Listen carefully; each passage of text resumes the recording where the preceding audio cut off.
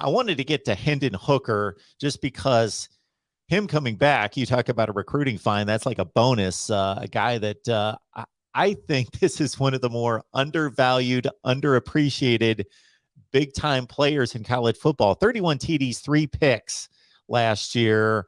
And now he comes back with even more experience, a full season in the Josh Heupel offense. My goodness, this is a great place to be.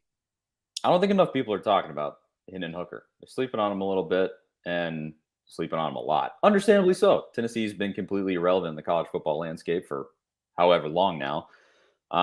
Last year, fun season, but still just a 7-6 campaign. But the fact that you have really one of the premier quarterbacks in the SEC coming back in one of the premier offenses in the SEC with Josh Heupel. I mean, the amount of offensive production last season was ungodly, just especially when you compare it to what happened with Pruitt the year before. It's just crazy what Heupel was able to do. Oh, yeah. Okay, so you have the stats there. Lots of numbers. I mean, 3,000 yards, 31 touchdowns, 3 interceptions. He also ran for 620 and 5 touchdowns. The kid is absolutely prolific. You got to assume that it's only going to get better.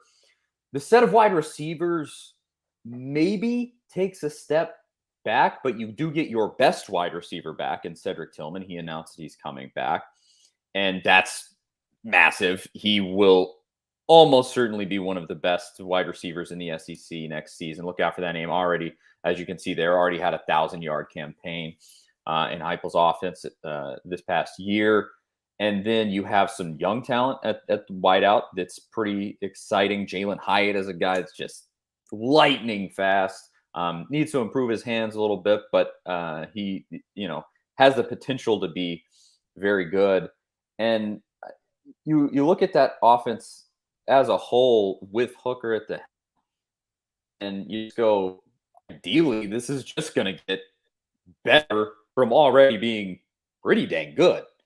And that's really exciting. As he got Heisman candidate, I don't know that he has the fundamentals to be like that. He's prone to overthrows and throws off his back foot a lot.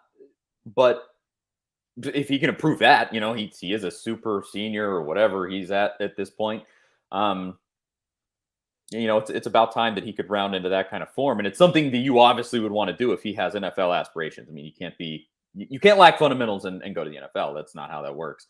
And so maybe if he improves that, the sky's the limit because the kid got it. That was the main thing. Was he markedly better than Joe Milton last year, Tennessee's backup?